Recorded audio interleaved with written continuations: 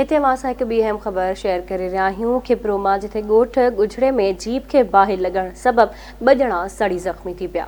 Jeep में petrol जी बोतल मां गाॾी स्टार्ट करण दौरान बाहि भड़की पई। बाहि लॻण सबबि नौजवान अज़ीम दर्स ऐं गुलशेर दर्स ज़ख़्मी थी पिया, जिन खे खिपरो इस्पताल मुंतक़िल कयो वियो आहे। डॉक्टर मूजिबि ज़ख़्मियुनि जो 70 खां 80% जिस्म सड़ी वियो आहे। ज़ख़्मियुनि खे हैदराबाद रेफर कयो वियो आहे।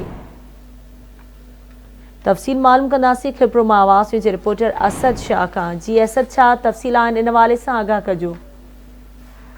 जी बिल्कुल, ये खिपरो वेझो गुजड़ी जो इलाइक़ो है जिते थरडा वींदड़ जीप जेका है उनके स्टार्ट कंदे बाहि लगी वही, जंहिं सबब ॿ ॼणा जेके आहिनि उहे सड़ी सख़्तु ज़ख़्मी थी पिया आहिनि। ज़ख़्मियुनि में 26 साला अज़ीम दर्स, 32 साला गुलशेर दर्स शामिल आहिनि। ज़ख़्मियुनि खे तिबी इमदाद लाइ कालका अस्पताल खिपरो आंदो वियो आहे, जिते डॉक्टरनि जो चवणु आहे त ज़ख़्मियुनि जो 70 खां 80% जिस्म जेको आहे वो सड़ी वियो आहे। ज़ख़्मियुनि खे ॻणती जोगी हालत में हैदराबाद रेफर कयो वियो आहे। जी ठीकु आहे, वॾी महिरबानी अवां जी असद शाह अपडेट करण लाइ।